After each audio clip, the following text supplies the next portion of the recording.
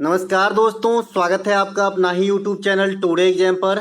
दोस्तों, जैसा कि अभी हाल फिलहाल में टीसीएस के द्वारा पूछे गए प्रश्नों को लेकर प्रैक्टिस सेट की वीडियो चलाई जा रही है। इसके तहत ये अगली वीडियो आप लोगों के लिए। आज ये हमारा छठा वीडियो है। हमने 1 जुलाई से ये क्लास जो है स्टार्ट किया था, ठीक है। तब से जो है निरंतर हम बने हुए हैं। आशा करते हैं कि आप भी निरंतर वॉच कर रहे होंगे एक अच्छी रिजल्ट के लिए। तो चलिए दोस्तों, शुरू कर लेते हैं आज का ये वीडियो। कोई भी एग्जाम अगर आप देंगे जहां पे जीके जीएस पूछी जाती है, स्पेशली टीसीएस की एग्जाम। टीसीएस कल एक बच्चा पूछ रहा था कि क्या होता है भाई। तो टीसीएस जो है वर्तमान समय में एसएससी के सभी एग्जाम कंडक्ट कराते हैं और इंडिया के जो बड़े बड़े एग्जाम्स होते हैं वो भी कंडक्ट कराते हैं। तो ये एग्जाम कंडक्ट कराने वाली एक बॉडी है भाई, है ना। न्यू कॉमर होंगे भाई, सब चीज़ के हर इंसान के लिए पहली बार कोई चीज़ नया ही होता है ना। तो कोई मुझे बुरा नहीं लगा और मैंने उन्हें बताया भी था, है ना। तो चलिए शुरू करते हैं आज का ये वीडियो। इस वीडियो के अंतर्गत जो भी प्रश्न होते हैं सभी 100% प्यूरिफाइड प्रश्न होते हैं जो आपके एग्जाम में आएंगे और आए हैं।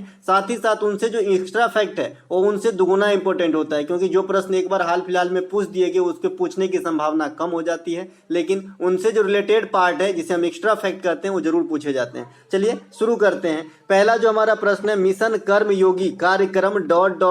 के लिए है। Mission Karmayogi programme is for. तो भैया मिशन कर्मयोगी प्रोग्राम जो है ये प्रशासनिक सेवा से संबंधित है ना। किससे संबंधित है? प्रशासनिक सेवा, है ना। प्रशासनिक सेवा से संबंधित है। ये क्या होता है आप सभी जानते हैं, यूपीएससी वगैरह, है ना। तो इनके जो कर्मचारी हैं, जो मतलब अधिकारी लोग हैं यूपीएससी वाला सब जो अधिकारी है, उनको जो है ऑनलाइन के माध्यम से ट्रेनिंग दिया जाएगा इस कार्यक्रम के तहत, ताकि उनकी जो कार्य कुशलता है वो और भी सुदृढ़ हो सके। समझ गए? मैं शुद्ध हिंदी में बताया भैया कि जो मतलब जो ऑफिसर लोग हैं ना उनको ऑनलाइन ट्रेनिंग की फैसिलिटी दी जाएगी, जिससे कि उनका और यूटिलाइज हो सके और अच्छा बेहतर कर सके। समझ रहे हैं? इस योजना की शुरुआत आपका 2020 ईस्वी में हुआ था, तो ये बात भी ध्यान रखेंगे। साथ ही साथ मिशन कुशल कर्मी योजना, इसी प्रकार से नाम मिलता जुलता है ना। तो मिशन कर्मयोगी है, ये तो आपका ऑफिसर वाला है।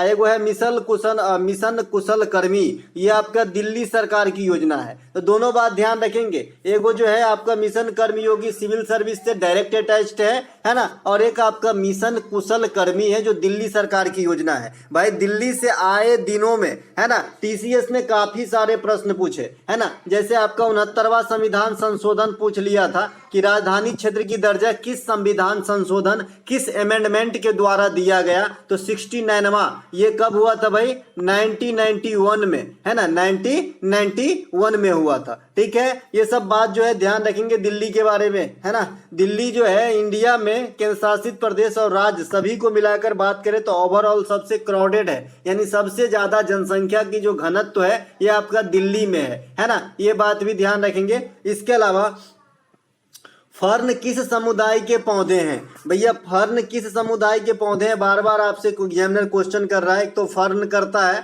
एक आपका मॉस करता है, ठीक है। Fern belongs to which family of plants? तो भैया ये टेरिडोफाइटा, क्या है? टेरिडोफाइटा से बिलोंग करते हैं क्या? फर्न, है ना। मैंने यहाँ पे आपको बताया है कि एक मुगदर मॉस होता है। ये मुगदर मॉस, फर्न, हॉर्स टेल, ये तीनों टेरिडोफाइटा में होते हैं। लेकिन इस मॉस से मुगदर शब्द को हटाया जाए तो मॉस जो हो जाएगा ये आपका ब्रायोफाइटा समूह से आते हैं। तो कोई बच्चे को कंफ्यूज नहीं होना है कि भाई मॉस जो है ब्रायोफाइटा में भी सर आप लिखे हैं, है ना। उसके अलावा जो आप टेरिडोफाइटा भी बता रहे हैं, तो मैं आपको बता रहा हूँ इसके एक अलग पार्ट होते हैं, अलग कैटेगरी होते हैं। इनका नाम दिया गया मुगदर मॉस, है ना। तो ये आपका टेरिडोफाइटा में आएगा और खाली काय रहेगा, मॉस का हिंदी काय होता है। तो ये आपका आ जाएगा किसमें, है ना? ब्रायोफाइटा में, ठीक है। स्फेनगम भी ब्रायोफाइटा में आते हैं। आई होप आपने अच्छे से मॉस को देख लिया कि भाई मुदगर मॉस क्या होता है और मॉस क्या होता है, किस में आते हैं। तो मुदगर मॉस टेरिडोफाइटा और सीधे सीधे मॉस आएगा तो आपका ब्रायोफाइटा के अंदर आ जाएगा।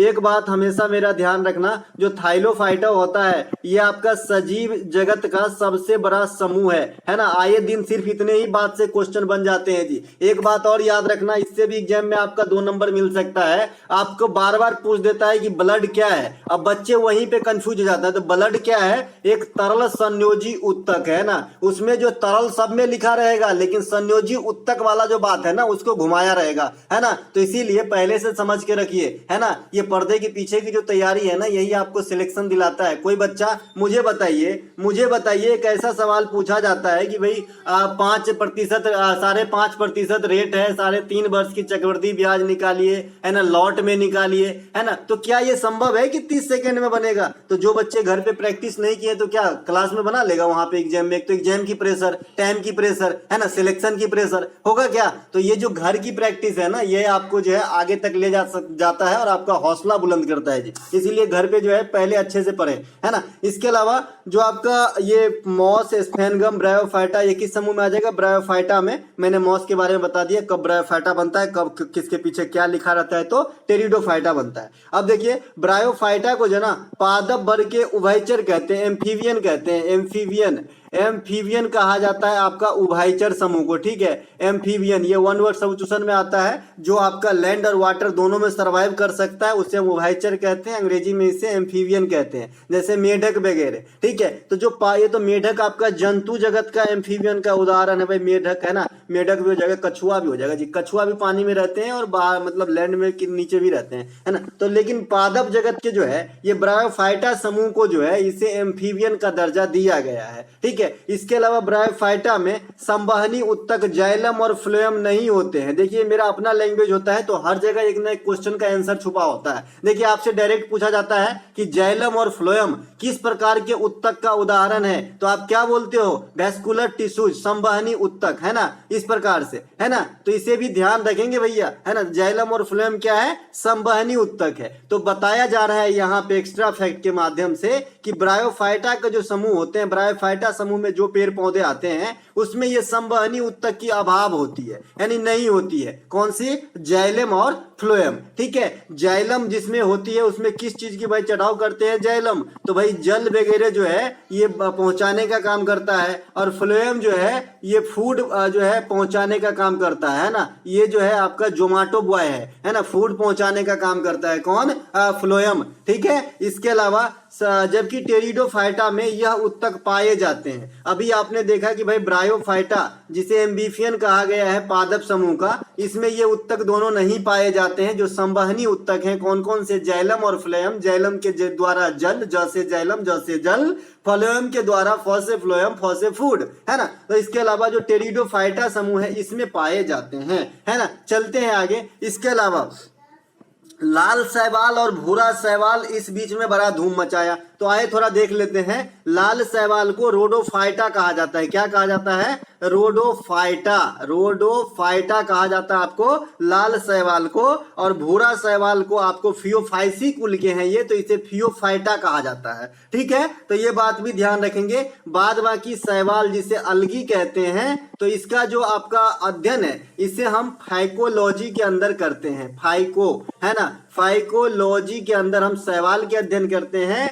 और मैकोलॉजी के अध्ययन हम कवक के अध्ययन करते हैं। तो ये दोनों बात भी आपको ध्यान रखना है, ठीक है। शैवाल जरूर आपको याद रखना है। क्लोरेला नामक शैवाल जो है ये स्पेस क्राफ्ट में ले जाया जाता है ताकि वहां पे ऑक्सीजन प्रोड्यूस किया जाए, साथ ही से भोजन के रूप में भी स्पेस यात्री जो हैं यूज करते हैं। तो इसे भी आपको ध्यान रखना है। एक सेकेंड।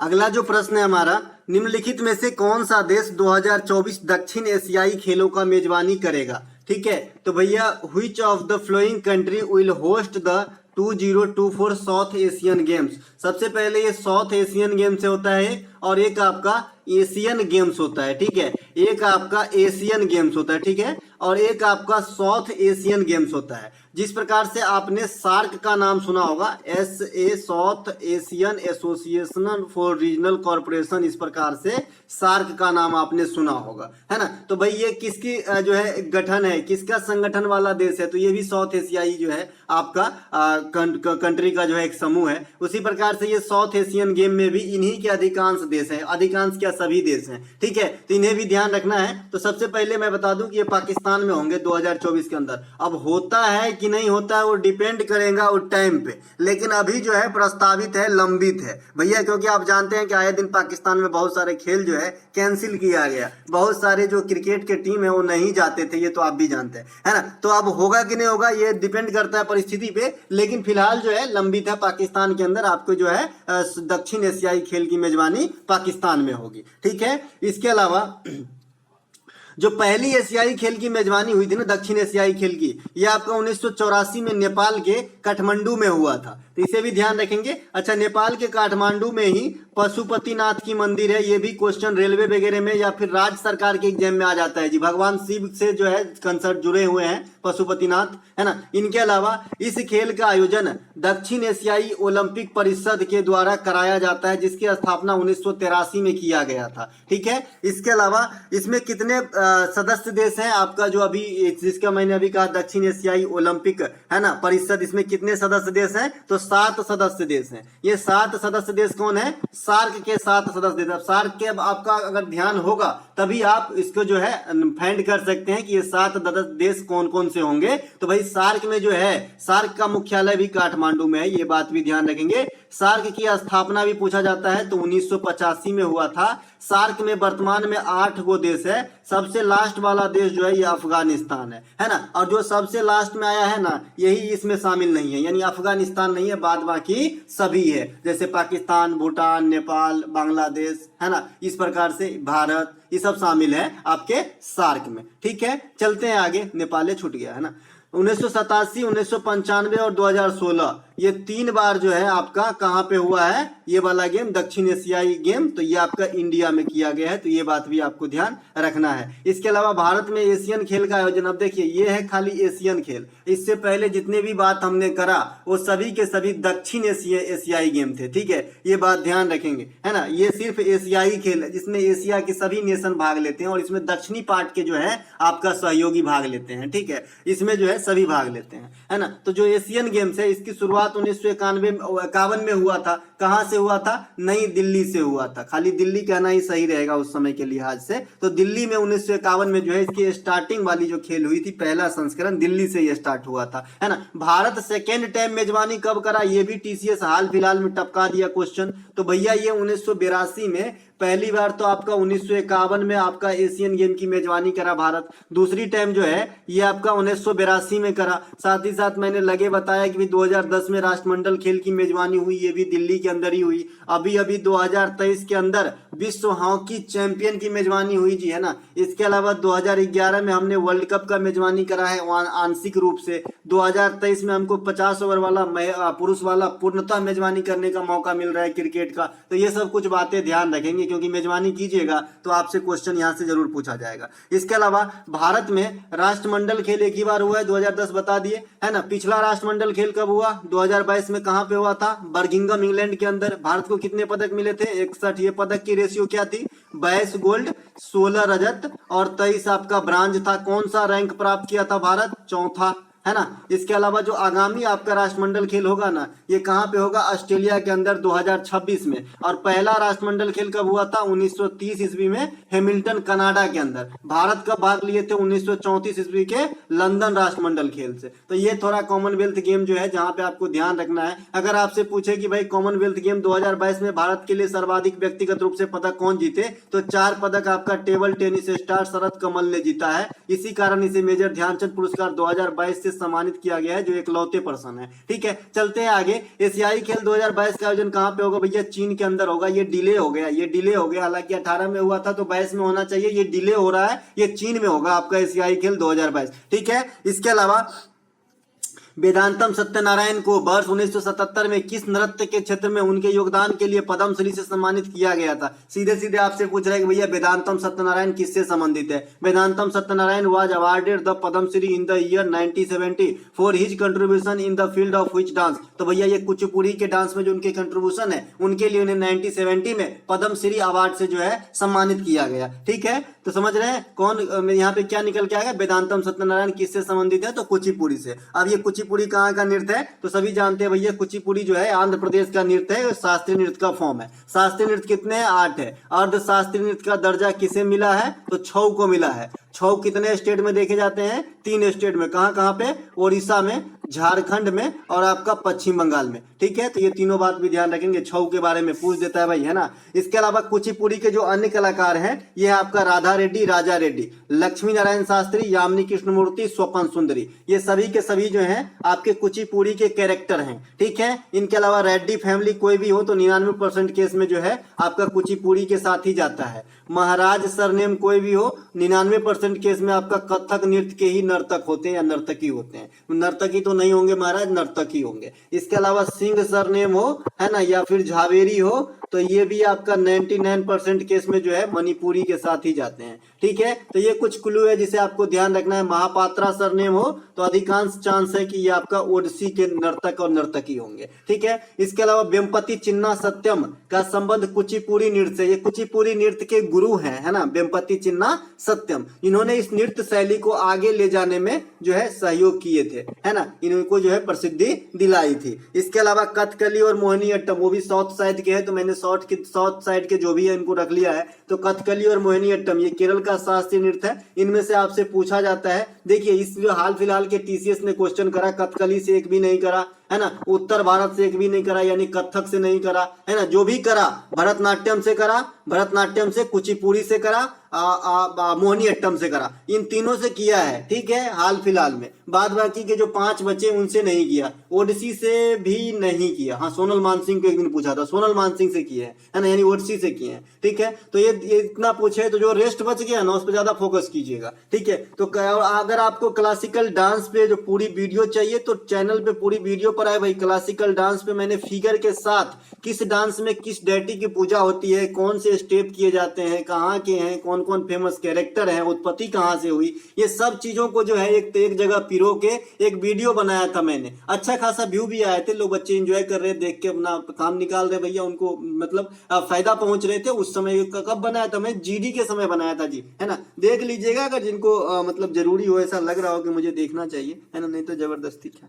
कथकली तथा मोहिनीअट्टम केरल का शास्त्रीय नृत्य है। मोहिनीअट्टम में आपसे डायरेक्ट पूछा जाता है कि किस भगवान की पूजा होती है, तो भगवान विष्णु की पूजा होती है। भरतनाट्यम जो है ये तमिलनाडु के हैं, है ना, भरतनाट्यम जो है तमिलनाडु के हैं। ये भरत मुनि के नाट्य शास्त्र से प्रेरित हैं, ये वाला जो डांस है ना, और इसे जो है भगवान नटराज के स्वरूप मतलब आपके जो शिव से जोड़ा जाता है, तो इसे भी ध्यान रखेंगे। इसके अलावा एक आपका नर्तकी नटराज, इसका नाम ही है नर्तकी नटराज, है ना, नाम रख लिए होंगे बाद में, क्योंकि बड़े आदमी जब बड़े बन जाते हैं ना तो बाद में आप नाम रख सकते हैं। अक्षय कुमार, अक्षय कुमार कोई भाटिया जी हैं, है ना, लेकिन नाम रख लिए हैं तो भाई ये बड़े आदमी रख सकते हैं। लेकिन हम लोगों को एक स्पेलिंग मिस्टेक हो जाए ना तो आपको जो है बहुत चक्कर लगाना पड़ेगा कसम से, है ना। तो भैया ये क्या है? नर्तकी नटराज। ये भी आपके कहाँ से जुड़े हुए हैं? भरतनाट्यम से, तो इन्हें भी ध्यान रखेंगे। कौन सा अम्ल आमाशय में प्रवेश करने वाले जीवाणुओं को नष्ट कर देता है? Which acid destroy the bacteria entering the stomach? तो भैया ये आपका हाइड्रोक्लोरिक अम्ल है।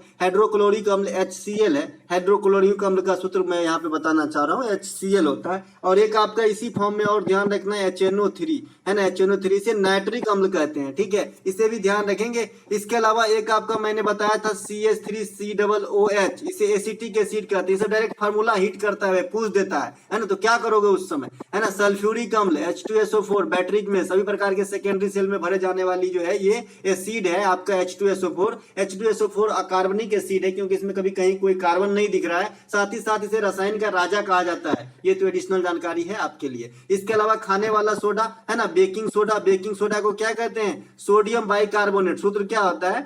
NaHCO3। ठीक है, सोडियम बाइकार्बोनेट इसे कहते हैं, वो धोने वाला सोडा होता है ना। तो Na2 है ना, CO3, इसको बोलते हैं सोडियम कार्बोनेट। H वाला लगा है तो बाइकार्बोनेट खाने वाला होगा, H नहीं है तो धोने वाला होगा। ठीक है, जो खाने वाला होगा उसमें बाई लगा दिया जाता है। जैसे बाई मान लीजिए खाना बनाने जो आते हैं किसी घर में, है ना, तो उनको लोग बाई बोलते हैं। तो खाने वाले सोडा को आप बाई लगा के याद कर सकते हैं, सोडियम बाइकार्बोनेट। तो खाने दोगे भाई, बाई रहेगी तब खाना बनेगा, है ना। और Na2CO3 डायरेक्ट है तो इसे क्या बोलते हैं? सोडियम कार्बोनेट, जो धोने वाला सोडा है। ठीक है, तो यहां से भी क्वेश्चन आ जाते हैं, ध्यान रखें, है ना। हाइड्रोक्लोरिक अम्ल भोजन को अम्लीय माध्यम में ले जाते हैं। स्वाभाविक सी बात है भाई, अम्ल है तो अम्लीय माध्यम में ले जाएंगे, और जैसे ही अम्लीय माध्यम में ले जाते हैं तो ये बैक्टीरिया वगैरह, देखिए बहुत सारे प्रोसेस के मतलब हमारे यहाँ जो है छन्नी लगा है खाने में, है ना, फिर भी जो कुछ बैक्टीरिया चले जाते हैं। हम लोग तो ऐसे भी जो है मतलब कुछ भी तो नहीं खा लेते, बहुत अपने हिसाब से रहते हैं, लेकिन फिर भी हम जो नहीं देखते वो चले जाते हैं, तो इनको मारने का काम यही HCl करता है। साथ ही साथ भोजन को अम्लीय बनाता है ना। हाइड्रोक्लोरिक अम्ल कहाँ से निकलती है? पेट से ही निकलती है ना। इसके अलावा इंसुलिन कहाँ से निकलती है? अग्नाशय से निकलती है। एक एग्जाम में क्वेश्चन करा TCS ने कि इंसुलिन अग्नाशय के किस भाग से निकलती है। अब जो बच्चे अग्नाशय जान रहे वो भी नहीं मार पाएगा, तो भैया अग्नाशय के जो सेकेंड भाग है ना, बीटा भाग, वहां से निकलता है। अग्नाशय में भी कई सारे पार्ट है जिन नाम दे दिया गया है जी, है ना, तो जो सेकेंड पार्ट है ना वहां से निकलती है। ये जो इंसुलिन है इनकी खोजकर्ता बता ही दिए थे, बेंटिंग एवं बेस्टा है, इनके कमी से मधुमेह रोग होता है ना। इसके अलावा पित्त कहाँ से निकलता है ये काफी पूछते हैं, तो बच्चे पित्ताशय देख के फटाक से टिक किया भाग गया, है ना। पित्ताशय नहीं, पित्त जो है ये आपका लीवर से निकलता है, जमा होता है गाल ब्लैडर पित्ताशय के अंदर, ठीक है। यकृत जो है मानव शरीर की सबसे लंबी जो है ग्रंथि है, ग्लैंड है ना, सबसे लंबी ग्लैंड है आपके शरीर के, यकृत लीवर। इसे केमिकल की फैक्ट्री भी कहा जाता है। यकृत के अंदर ही ग्लूकोज जो है ग्लाइकोजेन के रूप में संजो के रखा जाता है भावी भविष्य के लिए, ठीक है, तो ये बात भी ध्यान रखेंगे। इसके अलावा जो आपका पीलिया रोग होता है ना, पीलिया डॉन्डिस गांव घर में बोलते हैं, तो इसमें ये भी प्रभावित होता है, इसे भी ध्यान रखेंगे। इसके अलावा हृदय वृद्धि हार्मोन होता है ना, वृद्धि हार्मोन, है ना, ग्रोथ हार्मोन, इसे STH कहते हैं, है ना। तो ये जो है कहां से निकलती है, कई दफा क्वेश्चन पूछे गए हैं, और यकीन मानिए एक बार मैंने भी इसे अटेंड किया है एग्जाम के अंदर, है ना, एक बार मैंने भी किया अटेंड इसको, है ना, और मैंने जहां तक मुझे याद है कि मैंने गलती ही किया था, है ना। तो भाई वृद्धि हार्मोन जो है STH, ये पीयूष ग्रंथि से निकलते हैं। पीयूष ग्रंथि मानव शरीर की सबसे छोटी ग्रंथि है ना। सबसे बड़ी ग्रंथि अभी आपने सुना था यकृत, सबसे छोटी पीयूष। इसे क्या कहा जाता है भाई? इसे मास्टर ग्लैंड कहा जाता है, या फिर इसे ही पिट्यूटरी ग्लैंड भी कहते हैं। तीनों नाम एक ही आदमी का, मतलब एक ही चीज का है, पीयूष का नाम ही है। देखिए ओरिजिनल इसका नाम पिट्यूटरी है, मास्टर नाम दे दिया गया बहुत सारे काम करने के लिए, और पीयूष मतलब छोटा अमृत के जैसा काम करता है ये, इसीलिए, ठीक है। तो ओरिजिनल नाम पिट्यूटरी और भी नाम क्या है? मास्टर पीयूष, ठीक है। इसके अलावा पीयूष ग्रंथि मानव शरीर के सबसे छोटी ग्रंथि है, जिसे मास्टर ग्लैंड भी कहा जाता है, मैंने अभी बता दिया है। इनके अलावा भोजन की बात आया था, तो भोजन की पाचन आपको पता है ना, मुंह से ही शुरू होता है, और मुंह में जो भोजन पचना स्टार्ट होता है लार के संपर्क में आने से, क्योंकि लार में एक टाइलिन नामक एंजाइम पाया जाता है, जो भोजन में आए हुए जो मांड या स्टार्च की मात्रा होती है इस पे फोकस करना स्टार्ट करता है, और इसके कुदरना यानी इसे पचाने के काम जो है वहीं से स्टार्ट कर देते हैं, ठीक है। चलते हैं आगे। अच्छा, भोजन पूर्ण रूप से कहाँ पच जाती है? तो छोटी आंत में जो है भोजन को पूर्ण रूप से जो है पच जाती है, तो ये बात भी ध्यान रखेंगे, ठीक है। इसके अलावा बैसाख, अच्छा सबसे अधिक समय तक भोजन भी यही रहता है भाई। बैसाखी महोत्सव प्रमुख रूप से ... और ... में मनाया जाता है। मतलब कहाँ कहाँ मनाया जाता है आपसे पूछ रहे हैं, किन दो राज्य के नाम या जगह का नाम। तो बैसाखी महोत्सव आपको मैंने फसली त्योहार सभी बता दिए भाई, कि जो नव वर्ष और जो मकर संक्रांति के समय सेलिब्रेट किए जाते हैं ना, ये सभी के सभी आपका फसली त्योहार है जी। फसली मतलब जो खाद्यान्न वगैरह होते हैं उनको फसल को मैं फसली यहाँ पे बोल रहा हूँ, है ना, तो उनसे संबंधित त्योहार है जी, है ना। Baisakhi festival is mainly celebrated in ... and ... तो भैया ये पंजाब और हरियाणा के अंदर जो है सेलिब्रेट किए जाते हैं, है ना। तो ये बात भी ध्यान रखेंगे, पंजाब और हरियाणा में लाइक नववर्ष के तौर पे जो है इसे जो है सेलिब्रेट करते हैं बैसाखी, है ना। ये फसली त्योहार है जिसे पंजाब और हरियाणा में नववर्ष के रूप में मनाते हैं। आपके पास जो ये सीट दिख रहा होगा हल्का पीला कलर का, ये आज से नहीं, जब से हमको लग रहा है कि आप जुड़े हैं तब से मैं आपको दिखाते आया हूं। अब तक जो है आपको याद हो जाना चाहिए नक्शा के हिसाब से, आंख मूंद के, कि भाई नीचे आए तो पोतांदू, इस साइड आए तो केरला के लिए बीसू, ऊपर गए तो उगादी, इस थोड़ा महाराष्ट्र में आ गए तो गुड़ी पाड़वा, इधर आ गए तो बैसाखी, जम्मू कश्मीर साइड में भागे तो नवड़े, असम में गए तो बिहू। बिहू मतलब बिहू आप कई बार सुनते होंगे क्योंकि ये 3 प्रकार के होते हैं, है ना। तो ये वाला सीट जरूर याद कर ले, है ना। अच्छा एक चीज और, ये जो मैं ये अभी पढ़ा रहा हूँ आपको, ये TCS वाली बात है ना। तो भैया ये TCS वाली जो बात है, ये वाली जो आपको मैं पढ़ा रहा हूँ, जिस क्लास की वीडियो आप देख रहे हैं, तो इसकी PDF जो है ना, इसकी PDF आपको जो है अवेलेबल है व्हाट्सएप पे, ठीक है, व्हाट्सएप पे अवेलेबल है। नीचे लिंक दिया गया है, आपने इसमें मैसेज करना है, आपको जानकारी दे दी जाएगी। जानकारी क्या, मैं ही आपको दे देता हूँ, है ना। इसमें क्या है कि मैंने 55 से 57 वीडियो मैं इसका लेकर के आऊंगा। वीडियो तो आप वॉच कर ही रहे हैं, इनके PDF जैसे मैं आपको इसमें मतलब PDF चाहिए एक्स्ट्रा फैक्ट वाली, तो ये पीडीएफ आपको टोटल पीडीएफ का कॉस्ट है जी ओनली 25 रुपये। कितना है? ओनली 25 रुपये। सिर्फ इसलिए कि जो कंसस बच्चे हैं वो अच्छे से पढ़े, और कोई दूसरी मकसद तो है ही नहीं तो मैं सारे पीडीएफ नहीं कर देता ऐसा, है ना। बाद बाकी सभी के सभी पीडीएफ है, जो भी एनालिसिस वगैरह होते हैं, जो भी मैं एक्स्ट्रा क्लासेस किसी टॉपिक वाइज वगैरह होते हैं, वो सबके फ्री है जी टेलीग्राम पे। तो अगर आपको लगता है कि सिर्फ वीडियो देखने से हमारा काम बन रहा है, मैं खुद ही नोट बना रहा हूँ, तो कोई दिक्कत नहीं है पीडीएफ की लेने की। लेकिन अगर आपको लगता है कि मुझे पीडीएफ ले लेना चाहिए और भी काम करना है, कि वीडियो एक बार देखूंगा, जब एग्जाम आएगा तो रिवीजन मारूंगा, तो आपको जो है पीडीएफ ले लेना चाहिए। चलिए आगे बढ़ते हैं फिलहाल, है ना। इसके अलावा फीफा महिला वर्ल्ड कप 2023 का आयोजन किस देश में किया जाएगा? तो भैया in which country will the FIFA women's world cup 2023 we organise. भैया अब इसका टाइम हो गया एग्जाम के अंदर आने का, ठीक है, इसका टाइम हो गया है एग्जाम के अंदर आने का। भाई साहब खा पी लिया, अब सोने का इनका टाइम हो गया है, ठीक है। तो ये एग्जाम में आएगी, इसे ध्यान रखेंगे, है ना, ये करंट अफेयर के लिहाज से। तो ये न्यूजीलैंड और ऑस्ट्रेलिया में होगी, जो है आपका महिला वाला, है ना। मैंने आपको बताया था कि भाई पुरुष वाला जो है अगले साल, अब 2026 में होगा अगला एडिशन, क्योंकि पिछला वाला 2022 में हुआ था, 4 साल पे होगा फीफा मेन वाला, है ना। तो 2026 में मैक्सिको, यूएसए, कनाडा में होगा, तो उसको कम संभावना है कि पूछेगा। लेकिन ये महिला वाला इसी साल होने वाला है, तो इसकी प्रायोरिटी ज्यादा बन जाती है। फीफा 2022 कहां पे हुआ था? कतर में, ठीक है, कतर में हुआ था। विजेता कौन रहा था? अर्जेंटीना। उप विजेता कौन रहे थे? फ्रांस, है ना। तो इसे भी ध्यान रखेंगे। आगामी फीफा 2026 में होगी, कहां पे होगी? अमेरिका, मैक्सिको और कनाडा के अंदर होगी, कंबाइंड रूप से, ठीक है। इसके अलावा फीफा 2022 में जो 3 प्रकार के इंपोर्टेंट अवार्ड दिए गए, इनके बारे में आपको जरूर ध्यान रखना है जी, कभी भी मुंह उठा के आ जाएगा, ठीक है। क्योंकि ये सबसे पहले जो एग्जाम में आया था, ये वाला मेरे ख्याल से एचसीएम के एग्जाम में आया था ये क्वेश्चन। एचसीएम के एग्जाम में आया था कि गोल्डन ग्लोव्स का पुरस्कार किसे दिया गया था? हाँ, मैंने कराया था, एमिलियानो मार्टिनेज को, है ना। तभी से तो इतने हाईलाइट है पुरस्कार वाला, मतलब जो क्वेश्चन है ना। तो फीफा 2022 में गोल्डन ग्लव्स मतलब हो जाए तो पहनने वाला ग्लव्स जो होती है ना हाथ में, वो वाला ग्लव्स की वाली बात, इसी के नाम पे गोल्डन ग्लव्स अवार्ड चलती है। ये दिया गया एमिलियानो मार्टिनेज को, है ना। गोल्डन बॉल अपना मेसी को, लियोनल मेसी, और गोल्डन बूट जो है ये किलियन एम्बाप्पे को दिया गया, जो फ्रांस के हैं, है ना। तो इन तीनों पुरस्कार को भी ध्यान रखेंगे फीफा 2022 से। भाई फीफा जो है फीफा के लिए पुराना हुआ है, आपके लिए पुराना नहीं हुआ है, जब तक आगामी फीफा नहीं होती, है ना। फीफा का स्थापना कब हुआ है? जो फीफा संस्था है, जो ये ऑर्गेनाइज करता है ना, तो ये 1904 में हुआ है। इसकी मुख्यालय कहाँ पे? ज्यूरिख के अंदर है, ठीक है। तो ये बात भी ध्यान आपको रखना है, ठीक है।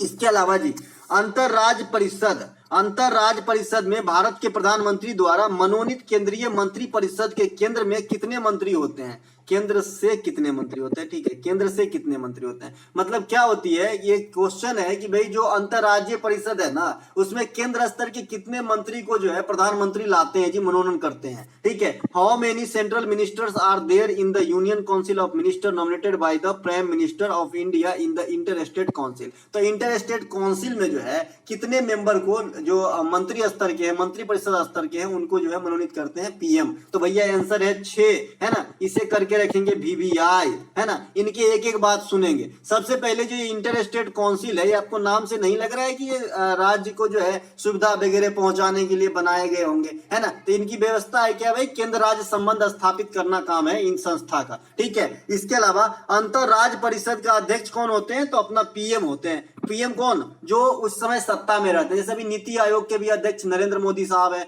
और अंतरराज्यीय परिषद के अध्यक्ष भी नरेंद्र मोदी साहब है। मैंने कहा कि इंडिया में जो भी परमाणविक कार्यक्रम होते हैं, उनके भी अगर चीफ के रूप में आपको जानना है तो प्रधानमंत्री चीफ होते हैं, है ना। लेकिन तीनों सेनाओं के प्रमुख कौन होते हैं? राष्ट्रपति होते हैं, है ना। तो ये सब बात थोड़ी बहुत जो है ध्यान रखेंगे देहाती स्टाइल में। अंतरराज्य परिषद के सभी राज्यों के जो मुख्यमंत्री होते हैं, ये इनके सदस्य होते हैं। अब यूनियन टेरिटरीज का क्या करोगे? तो यूनियन टेरिटरीज में जहां पे सीएम होता है, ये भी अध्यक्ष होते हैं इसके अंतरराज्यीय परिषद के। और जहां पे सीएम नहीं होते हैं, वहां पे जो प्रशासक होते हैं, ये इनके अध्यक्ष होते हैं, समझ गए। तो अंतरराज्यीय परिषद जो है सबको जगह दिया है ना। इसके अलावा अंतरराज्यीय परिषद का गठन भारत के सरकारीय आयोग, जो 1983 में अपनी जो आया था सरकारीय आयोग, ये केंद्र राज्य संबंध से जो है संबंधित है, लेकिन ये बाद में गठन हुआ इसका, ठीक है। लेकिन देन किसकी है? सरकारीय आयोग की, ठीक है। इसमें जो है आर्टिकल 263 की जो है थ्रू इनको जो है स्थापित किया गया था या बसाया गया था, ठीक है। मुख्य काम क्या है इनका? कि राज्यों के बीच उत्पन्न विवाद आदि को जो है सुलझाना या देख रेख करना, क्योंकि अभी मैंने पहले ही बताया था इंटर स्टेट काउंसिल इसका नाम है, है, तो इस नाम से ही लग रहा है कि भाई दोनों में भाईचारा स्थापित करने के लिए किया जाता है। अगर आप जॉब में आएंगे, जैसे रेलवे में हूँ, तो मुझे पता है यहाँ पे क्या होती है कि जैसे मैं बिहार से हूँ और मैं महाराष्ट्र में रहता हूँ, बहुत इच्छा होती है भाई कि अपने घर के आसपास हो जाए, है ना, मतलब थोड़ा दूर रहे, मतलब 5-6 घंटा 10 घंटा के रास्ते, यहाँ 24 मतलब 40 घंटे के रास्ते तो ना रहे, है ना। तो क्या होती है कि इंटर डिवीजन ट्रांसफर होती है, इंटर डिवीजन ट्रांसफर। तो इसमें भी ये वर्ड छुपा हुआ है, इंटर स्टेट इंटर डिवीजन, मतलब आपने इंटरसिटी एक्सप्रेस का भी नाम सुना होगा आप जहां भी रहते हैं, है ना। इस प्रकार से तो ये नाम से स्पष्ट है कि भाई किस काम के लिए बनाए गए होंगे, है ना। इसके अलावा India struggle for independence dot dot dot किसके द्वारा लिखी गई उल्लेखनीय पुस्तकों में से एक है। इंडियास स्ट्रगल, है ना, India's struggle for independence is one of the notable books written by, है ना। वन ऑफ द के बाद हमेशा प्लूरल नॉन का इस्तेमाल कीजिएगा कहीं भी, देखिए वन ऑफ द, है ना, इसके बाद प्लूरल नॉन आएगा, ये सिंगुलर कभी नहीं आती, लेकिन आगे अगर वर्ब आना होगा तो सिंगुलर आएगा, ये भी एक नियम है, एसएससी में हम भी कभी पढ़ा करते थे,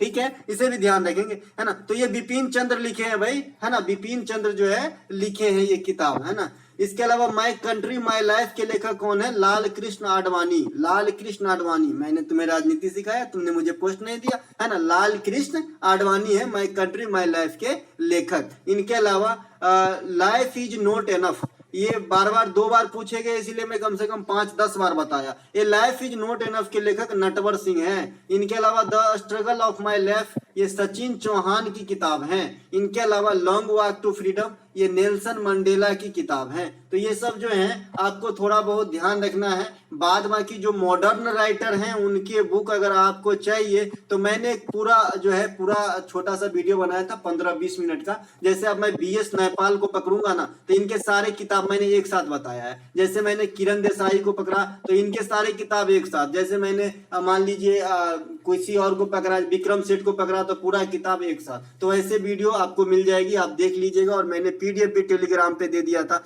एक ही कमी है कि मैं रीनेम नहीं कर पाता हूँ, जैसे ही लिखता हूँ वैसे ही सेव कर देता हूँ, क्योंकि मैं रीनेम करता हूँ ना तो कुछ और लिख के आ जाता है, तो मैं कर नहीं पाता, इसीलिए पीडीएफ में पहचानने में दिक्कत होती है। तो इसके लिए क्या है, हाल फिलहाल के 1 आध महीने की जो भी पीडीएफ पड़ी है टेलीग्राम पे आप डाउनलोड कर लीजिए और सबको देखिए, पढ़िए, कोई घाटा तो करेगा नहीं। और ज्यादा एमबी की तो है नहीं कि मोबाइल भर जाएंगे भाई, आधा एमबी की है ना, तो आराम से पढ़ सकते हैं भाई, है ना। अगला प्रश्न हमारा, न्यूटन की गति के प्रथम नियम को डॉट डॉट डॉट भी कहते हैं। तो भाई न्यूटन के जो प्रथम गति के नियम है ना, Newton first law of motion is also called, तो जड़ता का नियम क्या कहते हैं, इसे जड़ता का नियम कहा जाता है या जड़त्व का नियम कहा जाता है। अब जड़त्व भी कई प्रकार के होते हैं, विराम वाली जड़त्व होती है, गति वाली जड़त्व होती है, और उसे बाद में समझेंगे, ठीक है। प्रथम गति के नियम से हमें क्या मिल जाता है भाई, बल की परिभाषा मिल जाती है। बल की परिभाषा जो है डेफिनेशन ऑफ जो है फोर्स, ये कहां से मिलती है, फर्स्ट लॉ ऑफ न्यूटन, है ना। इसके अलावा न्यूटन के जो सेकेंड गति के नियम है ना, वहां से बल का समीकरण प्राप्त होता है, यानी बल का जो है रिलेशन प्राप्त होता है, व्यंजक प्राप्त होता है, ठीक है। इसके अलावा न्यूटन की तीसरी गति के नियम क्या कहता है कि भाई प्रत्येक क्रिया के विपरीत प्रतिक्रिया होती है, ये है ना। मैंने जूता वाला एग्जांपल दिया था, पैर पटको नीचे, जितना जोर से पटकोगे उतना ही चोट लगेगा भाई। उससे अच्छा जो स्पंज बॉल होते हैं, जो हम लोग गाँव घर में क्रिकेट खेलते हैं, क्योंकि हम लोग तो बड़े जो इंटरनेशनल लेवल वाले या फिर जो बड़े खिलाड़ी खेलते हैं बॉल से, उससे तो खेलेंगे नहीं, क्योंकि चोट लगेगा तो वहीं चित हो जाएंगे, क्योंकि हमारे पास सेफ्टी का तो इक्विपमेंट होता नहीं है। तो हम लोग स्पंज वाली बॉल से खेलते हैं। पहले 30 में देता था मारुति गोल्ड, अब पता नहीं कितने में देते हैं, है ना। तो जितना जोर से पटकोगे उतना ही ऊपर भागेगा, ये भी न्यूटन की लॉ है भाई, है ना। तो न्यूटन की थर्ड लॉ है, ये कहां पे इस्तेमाल होती है, रॉकेट के संचालन में होती है, ये बात ध्यान रखेंगे। इसके अलावा आपको डायरेक्ट पूछा जाता है कि क्रायोजेनिक इंजन का उपयोग कहां पे होता है, तो क्रायोजेनिक इंजन का उपयोग जो है रॉकेट संचालन में होता है। इसका मतलब होता है निम्न तापकी, है ना। इसके अलावा शीतलन का नियम भी न्यूटन साहब ही दिए हैं, है ना। शीतलन का नियम जो है न्यूटन साहब ही दिए हैं। इसके अलावा गुरुत्वाकर्षण का नियम भी जो है, या फिर खोज कहिए या फिर पता लगाना कहिए, है ना, ये भी कौन दिए है, न्यूटन ने ही दिए है ना। तो ये भी आप ध्यान रखेंगे। मैंने परसों बताया था कि भाई गुरुत्वाकर्षण बल जो है इस सृष्टि में सबसे कमजोर बल माना गया है, तो इसे भी ध्यान रखेंगे, सबसे कमजोर बल माना गया है ना। इसके अलावा अगला प्रश्न हमारा, नेपाल भारत के निम्नलिखित में से किस राज्य के साथ अपनी सीमा साझा नहीं करता, है ना। तो अपनी सीमा साझा सबसे पहले तो नेपाल जो है 5 राज्यों के साथ लगते हैं, आपको ध्यान होना चाहिए। Nepal does not share its border with which of the following state of India, तो मणिपुर के साथ नहीं करते हैं। एक सेकेंड, मणिपुर के साथ तो नहीं, मणिपुर के साथ यहाँ पे मणिपुर के साथ ही नहीं करेंगे, सही, राइट है, मणिपुर के साथ नहीं आएंगे भाई, नक्शा से, सही बात है भाई, मणिपुर तो इधर घुस जाएगा, तो मणिपुर के साथ नहीं करेंगे। नेपाल से भारतीय राज्य कौन कौन से लगते हैं भाई, उत्तराखंड लगते हैं आपका, है ना। इसके बाद उत्तर प्रदेश, फिर बिहार, ये सीधी सीधी रेखा में थी उत्तरवारी साइड से ऐसे, ठीक है। ये नेपाल है, ये नेपाल है, ये नेपाल है ना। तो इस प्रकार से हमारा ये उत्तराखंड, उत्तर प्रदेश और बिहार है ना। इसके बाद हम पश्चिम बंगाल आएंगे तो अंदर आना पड़ेगा है ना, और थोड़ी सी यहाँ कोने पे सिक्किम है ना। तो इस प्रकार से ये 5 ही जो है आपके लगते हैं जो यहाँ पे आपको नक्शा से दिखाया गया है ना। यहाँ पे देखिए ये नेपाल है, ये जो लाल कलर की यहाँ पे है ये वाली नेपाल है, ये इस प्रकार से नेपाल है। इनसे कौन कौन से लगे हैं, उत्तराखंड लगे हैं, उत्तर प्रदेश लगे हैं, बिहार लगे हैं, ये पश्चिम बंगालू लगे हैं, और इसके अलावा ये हमारा सिक्किम लगे हैं है ना। तो ये 5 स्टेट लगे हैं नेपाल से, इन्हें भी ध्यान रखेंगे। राजधानी काठमांडू, मुद्रा नेपाली रुपया है ना। टोटल लंबाई कितनी किलोमीटर की स्थलीय सीमा साझा होती है, तो 17 यानी 1751 किलोमीटर। सबसे लंबी सीमा बांग्लादेश के साथ कितना किलोमीटर, 4096 किलोमीटर। इसके अलावा सबसे छोटकू सीमा अफगानिस्तान के साथ कितना किलोमीटर, 106 किलोमीटर। दूसरा सर्वाधिक लंबा सीमा पाकिस्तान, माफ कीजिएगा, चाइना के साथ, ठीक है। तीसरा सर्वाधिक लंबा, दूसरा चाइना के साथ और तीसरा पाकिस्तान के साथ, ठीक है, सही है जी। इसके अलावा भारत के पड़ोसी देश पाकिस्तान, अफगानिस्तान, बांग्लादेश, नेपाल, चीन, भूटान, श्रीलंका, म्यांमार, मालदीव। इसमें मालदीव और श्रीलंका में ऐसे करेंगे, ये सिर्फ जलीय जो है सीमा साझा करता है, बाद में की स्थलीय नहीं करता है, ठीक है। तो ये बात भी ध्यान रखेंगे। अच्छा, भारत और श्रीलंका के बीच सीमा से काफी क्वेश्चन आते हैं। तो पाक जल डमरू मध है, मन्नार की खाड़ी है ना, मन्नार की खाड़ी है, पाक जल डमरू मध है, राम सेतु है। ये सभी के सभी भारत और श्रीलंका के बीच जो है सीमा बाउंड्री क्रिएट करने की जो है काम करते हैं, ठीक है। चलते हैं आगे। अगला हमारा, अच्छा, श्रीलंका कब आजाद हुआ, ये एसएससी की फेवरेट जो है क्वेश्चन है, खास करके सीजीएल के लिहाज से। तो 4 फरवरी 1948 को आजाद हुआ था श्रीलंका, ठीक है। इसे ध्यान रखेंगे है ना। 1-2 बार मैंने भी अटेंड किया है भाई है ना, और आगे भी पूछे गए, इसलिए बता रहा हूँ, पता नहीं क्या मिलता है इसको। कोनेरू हम्पी का संबंध निम्नलिखित में से किस खेल से है। Koneru Humpy associated with the which of the following sport, शतरंज से है ना, शतरंज से। अब कोनेरू हम्पी को क्यों पूछा जा रहा है, क्योंकि इन्होंने जो है रजत जीतने का कारनामा किया था कजाकिस्तान के अंदर रॉयल वर्ल्ड शतरंज चैंपियनशिप में, और भारत के लिए शतरंज के अंदर रजत पदक जीतने वाला प्रथम बना था, तो ये बनी थी। तो इस प्रकार से जो है इनको ध्यान रखना है। कोनेरू हम्पी कहाँ के रहने वाले हैं, आंध्र प्रदेश से बिलोंग करते हैं, करती है ना। भारत के प्रथम ग्रैंड मास्टर कौन है भाई, विश्वनाथ आनंद। कहाँ से बिलोंग करते हैं, तमिलनाडु के अंदर से। देखिए विश्वनाथ आनंद साहब की किताब है, इनका नाम बहुत बार पूछा गया है, मैंड मास्टर। और एक सानिया मिर्जा की किताब है एस अगेंस्ट ऑड्स, उसे भी पूछे जाते हैं, तो उसे भी ध्यान रखेंगे। एक प्रियंका चोपड़ा की पुस्तक है अनफिनिश्ड, उसे भी हाल फिलहाल में काफी बार पूछे गए, तो उसे भी ध्यान रखेंगे। तो जो आ रहे हैं उसको जो है अच्छे से रखना है। मैग्नस कार्लसन, ये कहाँ के हैं, ये आपसे पूछे गए हाल फिलहाल के एग्जाम में, तो ये नॉर्वे के हैं। और यही मैग्नस कार्लसन है जिसे कौन हराया था, आर प्रज्ञनंदा। ये इंडिया के हैं, छोटकू सिंह है ना, शतरंज के मास्टर है भाई है ना। इन्होंने मैग्नस कार्लसन को हरा के जो है ख्याति प्राप्त किया है। इसके अलावा शतरंज के खेल में कितने जो है वर्गाकार घर होते हैं, तो आपका आंसर है 64। ये कितने कलर के होते हैं, तो 2 कलर के होते हैं, फिक्स नहीं है, कोई भी कलर हो सकता है, लेकिन जनरली ब्लैक एंड व्हाइट रहता है ना। तो ये 32 घर होते हैं, तो ये बात भी आपको ध्यान रखना है। इसमें फीडे रैंक मिलती है ना, तो ये सब बात भी आपको ध्यान रखना है। इसके अलावा निम्नलिखित में से कौन सी प्रायद्वीपीय भारत की तीसरी सबसे बड़ी और उड़ीसा राज्य की सबसे बड़ी नदी है। Which of the following is the third largest river of peninsular India and the largest river in the state of Odisha? तो भाई उड़ीसा की सबसे बड़ी और प्रायद्वीपीय भारत की तीसरी सबसे बड़ी नदी जो है ये आपका महानदी है। महानदी का उद्गम कहाँ से होता है, छत्तीसगढ़ के रायपुर के समीप से है ना। कहाँ गिरता है, तो बंगाल की खाड़ी में है ना। बंगाल की खाड़ी में गिरने वाली नदियों का क्रम मैंने है ना फनी लैंग्वेज में आपको बताया है, याद रखने की तरीका आपको आना चाहिए है ना। समगोक का है ना, मैंने बताया भाई, एक बार बोल के तो देखो याद हो जाएगा। सौ से स्वर्ण रेखा, मौ से महानदी, गो से गोदावरी, कौ से कृष्णा, का से कावेरी, गौ से गंगा। ये सभी के सभी जो है आपके कहाँ गिर जाते हैं, बंगाल की खाड़ी में गिर जाते हैं। ये आपको काम आएगी जी, जब पूछा जाता है कि बंगाल की खाड़ी में गिरने वाली इनमें से कौन सी नदी नहीं है, तब काम आती है, तब ये चीज सब काम आती है ना। महानदी पर स्थित भारत की सबसे लंबी जो बांध परियोजना है ये आपका कौन है, हीराकुंड बांध परियोजना। कहाँ भैया, हीराकुंड बांध परियोजना, जिसकी लंबाई लगभग 27 किलोमीटर तक है, जो इंडिया के सबसे लंबी बांध परियोजना है। सबसे ऊंची बांध परियोजना कौन सी है, टिहरी बांध परियोजना। और सबसे ऊंची गुरुत्वीय बांध परियोजना कौन सी है, तो भाखड़ा नांगल है ना बांध परियोजना, जो सतलज नदी पर स्थित है, ठीक है। अच्छा भैया, मैं एक चीज भूल गया, जो बच्चे ने आंसर दिया है, मैंने आपको आंसर कोई चीज प्रश्न का जो है प्रश्न किया था है ना, कि हर्षवर्धन की राजधानी शायद पूछा था मैंने आज ही सीजीएल वाली वीडियो में। बहुत सारे बच्चे ने आंसर दिया है, जिसमें से सबसे टॉप फिर से ईश्वर है है ना। बहुत अच्छा आंसर लिखता है इन्होंने, है ना। क्या है, कहाँ से है, किस वंश से है, कब आए, कब गए, कौन से युद्ध लड़े, और भी बहुत सारे बच्चे ने बहुत अच्छा प्रयास किया है लिखने का। सभी को जो है धन्यवाद भैया, ऐसे ही लिखते रहिए, आगे बढ़ते रहिए,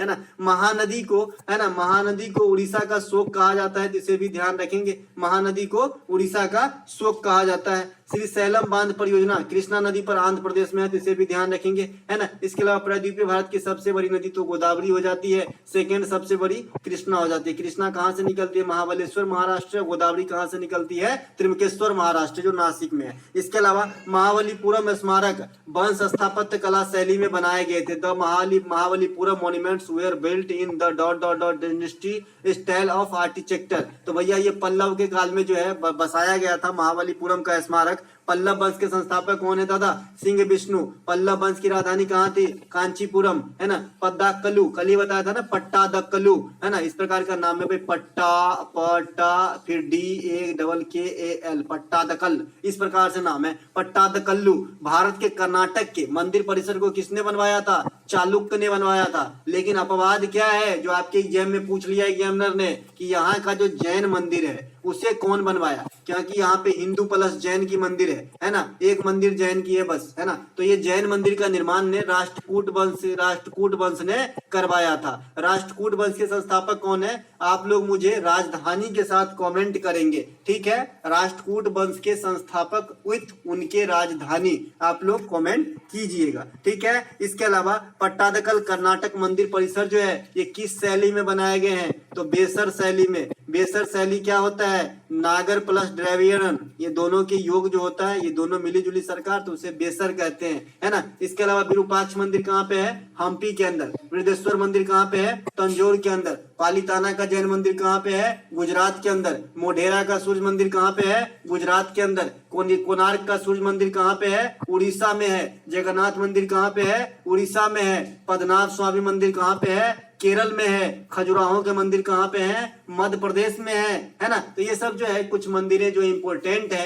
इन्हें आपको ध्यान रखना होगा। अच्छा एक और है विष्णुपद मंदिर, है ना। विष्णुपद मंदिर ये भी मुझे जो है आप लोग अच्छा जाने दीजिए, गया में है, ठीक है। एक ही क्वेश्चन कमेंट कीजिए। इसके अलावा पद्मा सुब्रमण्यम निम्नलिखित में से किस नृत्य शैली से संबंधित नृत्यांगना है। Padma Subramanyam is a famous dancer of which of the following dance form. तो भैया ये भरतनाट्यम के हैं, है ना। इनके अवार्ड की बात कर ले तो पद्मा सुब्रमण्यम को 1981 में पद्मश्री, 2003 में पद्म भूषण तथा 1983 में संगीत नाटक अकादमी पुरस्कार से सम्मानित किया गया। आजकल पुरस्कार से काफी क्वेश्चन आते हैं। Which war led to the downfall of the Vijayanagara empire. Downfall मतलब पतन, है ना। तो भैया विजयनगरा एम्पायर की पतन जो है किस युद्ध जो है ना, किस युद्ध में हुआ या फिर किस युद्ध के कारण हुआ, इस प्रकार से ये स्टार्ट हो गया। कोई भी इसके सेंस जो है आप निकाल सकते हैं। तो तालीकोटा का युद्ध कब हुआ था, 1565 में, है ना। एक तरफ दक्कन थे और एक तरफ विजयनगर साम्राज्य थे, ठीक है। इस युद्ध को राक्षसी टंगरी युद्ध भी कहा जाता है। विजयनगर साम्राज्य की स्थापना 1336 में कौन किए थे, हरिहर एवं बुक्का। ये किस वंश के थे, संगम वंश के। विजयनगर साम्राज्य किस नदी के किनारे फली फूली, तो तुंगभद्रा नदी के किनारे बताना है आपको, है ना। विजयनगर साम्राज्य के अंतर्गत कितने वंश ने शासन किया, वैसे ऑफिशियली 3 लेकिन जाना जाएगा 4, तो आंसर आपको देना है 4, है ना। ये कौन है भाई, संगम वंश, तुलु वंश, सुलु वंश, अरबिदु वंश। विजयनगर साम्राज्य के सबसे प्रतापी राजा कृष्णदेव राय के मंत्रिमंडल को क्या कहते हैं, अष्टदिग्गज। शिवाजी के मंत्रिमंडल को क्या कहते हैं, अष्टप्रधान। अकबर के मंत्रिमंडल को क्या कहते हैं, नवरत्न। विक्रमादित्य के मंत्रिमंडल को क्या कहते हैं, नवरत्न। तो ये सभी बात जरूर ध्यान रखेंगे। इसके अलावा जो आमुक्त माल्याद एक पुस्तक है, मैं बार बार बताते आया हूँ, कृष्णदेव राय लिखे हैं, एसएससी बार बार पूछता है। चंद्रगुप्त मौर्य के दरबार में यूनानी राजा सेलुकस निकेटर का राजदूत डॉट डॉट डॉट कौन आया था, the ambassador of the Greek king Seleucus Nicator in the court of Chandragupta Maurya dot dot who came. तो भैया ये मेगास्थनीज आए थे, काफी जो है कॉमन सा क्वेश्चन है ये। चंद्रगुप्त मौर्य किसको हराए थे, धनानंद को। किस वंश की स्थापना करा, मौर्य वंश के। किसके सहयोग से, चाणक्य, विष्णुगुप्त या कौटिल्य के सहयोग से। मेगास्थनीज की रचना किसने, मेगास्थनीज ने कौन सी पुस्तक की रचना करा, इंडिका की। इसके अलावा चंद्रगुप्त मौर्य का जन्म कब हुआ, 340 बीसी में। शासक कब बने, 321 बीसी में। और मृत्यु कब हुए।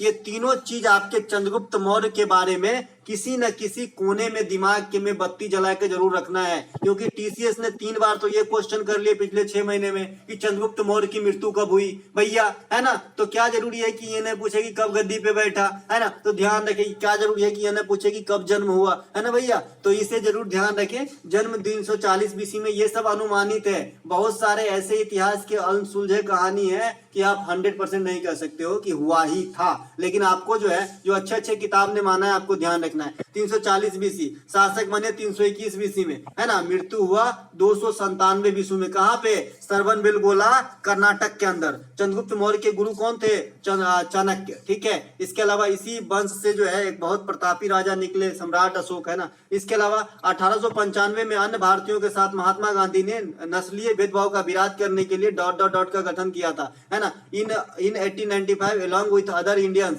है ना, Mahatma Gandhi form dot dot dot to protest racial discrimination, है ना। तो भैया ये है नटाल कांग्रेस की स्थापना। मैं बार बार बताता हूँ, जब भी गांधी ईरा में आपको ले जाऊंगा 2 मिनट में और फिर निकाल दूंगा, तो गांधी ईरा से जो है 90% क्वेश्चन आपके यूं ही 2 मिनट में धुल जाते हैं जी। कैसे? मैंने आपको बताया भाई कि गांधी जी जो है विदेश पहली बार 1893 में नहीं गए, है ना, पहले ही जा चुके थे, लेकिन बैरिस्ट्री की पढ़ाई किए थे। तो अपने एक यहाँ की जो एक व्यापारी था जो साउथ अफ्रीका में रहते थे, उनका कुछ जो कोर्ट में जो है केस वगैरह लंबित थे, ठीक है। तो इनके अपने तरफ से जो है एज ए बैरिस्टर के रूप में इन्हें ले गए। अब वहां रम गए। रमने का कारण है क्योंकि उनका जो है कुछ ऐसी घटना हो गई उनके साथ कि उनको राजनीति में सक्रिय होने के लिए मजबूर किया, है ना। तो वहीं पे रह के बहुत सारे दिन तक बहुत सारे आंदोलन किए। आपसे क्वेश्चन पूछा जाता है कि गांधी जी ने प्रथम आंदोलन किए थे, ऑप्शन में चंपारण भी होता है और साउथ अफ्रीका भी होता है। किसको टिक करोगे? साउथ अफ्रीका को टिक करना है ऐसे कंडीशन में, है ना। आपको जब पूछे कि गांधी जी दक्षिण अफ्रीका से लौटने के बाद या भारत में प्रथम सत्याग्रह किए थे, तब चंपारण टिक करना है ना, समझ रहे हैं, है ना। तो चंपारण वहां पे गए, दक्षिण अफ्रीका में बहुत सारे आंदोलन वगैरह किए। उसके बाद में गांधी जी 1915 में इंडिया लौटा है। जब लौटे तो 9 जनवरी का दिन था, तो उसी समय से जो प्रवासी भारतीय दिवस नहीं मनाया जा रहा है, ये तो बाद में हाल फिलहाल में मनाया जा रहा है, ठीक है। इसके बाद चंपारण सत्याग्रह किए, सहयोग आंदोलन 1920 किए, भारत छोड़ो आंदोलन 1942 किए, दांडी मार्च 1930 किए, है ना, खेरा सत्याग्रह 1918 किए, सविनय अवज्ञा आंदोलन हो गया 12 मार्च 1930 को, सविनय अवज्ञा आंदोलन, है ना, हो गया। इसके अलावा गांधी बिन समझौता किए 1931 में किए, अंबेडकर साहब के साथ पैक्ट किए पूना वाला 1932 में, लंदन में दूसरा गोलमेज सम्मेलन में भाग लिए, कांग्रेस के 1924 में बेलगांव अधिवेशन की अध्यक्षता कर लिए, है ना। तो ये सब कुछ गांधी जी के बारे में इंडियन ओपिनियन, नवजीवन, हरिजन, इसके अलावा माय एक्सपेरिमेंट विथ ट्रूथ, है ना, यंग इंडिया, ये सब किताब लिख डाले, है ना। तो ये सब ध्यान रखेंगे। इन्हीं के जन्मदिन पे 2 अक्टूबर को अहिंसा दिवस के रूप में मनाते हैं। इन्हीं के जन्मदिन पे 2 अक्टूबर 2014 से इंडिया में राष्ट्रीय स्वच्छता मिशन के रूप में मनाते हैं। तो ये सब बात गांधी जी के बारे में था। जितना मैंने कहा है उससे कम ही यहाँ पे लिखा होगा, है ना। बोलने के लिए तो भाई लिखने के लिए बहुत है। चलते हैं आगे।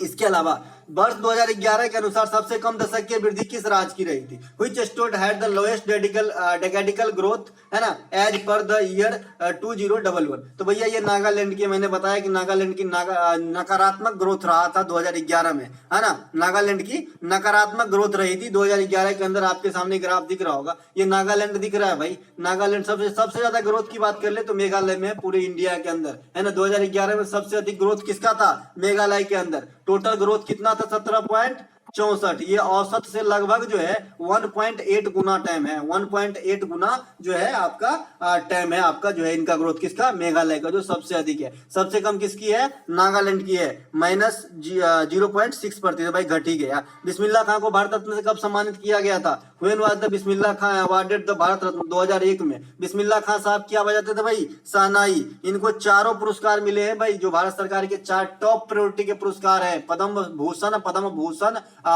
श्री, पद्म भूषण, पद्म विभूषण और भारत रत्न, ये चारों मिल गए। इनके इसलिए आपके सामने है। इसके अलावा भारत रत्न की शुरुआत कब हुई थी? 1954 में। प्रथम प्राप्तकर्ता कौन थे? ये बात आपको जरूर ध्यान रखना है। अच्छा, भारत रत्न के बारे में एक चीज और ध्यान रखना है कि एट अ टाइम एक साथ कितने आदमी को दिया जा सकता है? तो मैक्सिमम 3 आदमी को, ठीक है, 4 आदमी को नहीं मिलेगा। उसी प्रकार से नोबेल पुरस्कार है, किसी एक सेक्टर में मैक्सिमम 3 आदमी को दिया जा सकता है या फिर 3 संस्था को दिया जा सकता है, ठीक है। तो ये दोनों बात भी ध्यान रखेंगे। एस राधा कृष्णन साहब, है ना, चंद्रशेखर वेंकट रमन साहब और एक नानाजी माफ कीजिएगा सी राजागोपालाचारी साहब, ये तीनों को जो है पहला भारत रत्न दिया गया था। तथा जो अंतिम प्राप्तकर्ता जो 2019 में बांटे गए भारत रत्न, ये आपका भूपेन हजारिका साहब, इन्हीं के नाम पे आपका ढोला सादिया ब्रिज है, जो आजकल इंडिया के अंदर नदी के ऊपर जो है सबसे लंबी ब्रिज है ना। तो ये बात भी ध्यान रखेंगे। प्रणब मुखर्जी हमारे देश के भूतपूर्व राष्ट्रपति रहे, जो हमारे बीच नहीं है ना, तो इनको भी 2019 में, और नानाजी देशमुख साहब को, इनको भी 2019 में भारत रत्न दिया गया था। तो ये सभी के सभी जो है भारत रत्न के